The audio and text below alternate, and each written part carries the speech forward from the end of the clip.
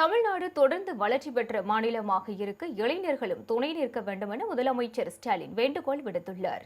சென்னை விளையாட்டுத் துறையின் 5 ஆண்டுகால சாதனை விளக்க நிகழ்ச்சியில் பேசிய அவர், அதிமுக ஆட்சியில் விளையாட்டு வீரர்களுக்கு பயிற்சியாளர்கள் நியமிக்கப்படவில்லை என்று குற்றம் சாட்டினார். விளையாட்டு வீரர்களுக்கு ஊக்கத்தொகை வழங்குவதில் தமிழ்நாடு முன்னோடி மாநிலமாக திகழ்வதாக குறிப்பிட்ட அவர், சிறந்த விளையாட்டு வீரர்கள் வெளிநாடுகளில் பயிற்சி பெற்று போட்டியில் பங்கேற்க நிதி உதவி அளிக்கப்படுவதாக தெரிவித்தார்.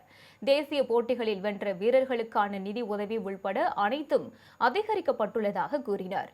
261 கோடி ரூபாய் மதிப்பீட்டில் சர்வதேச விளையாட்டு நகரம் சென்னையில் அமைய உள்ளதாக தெரிவித்தார். தமிழ்நாடு தொடர்ந்து வளர்ச்சி பெற்ற மாநிலமாக இருக்க இளைஞர்களும் துணை நிற்க வேண்டும் என்று முதலமைச்சர் ஸ்டாலின் கூறினார்.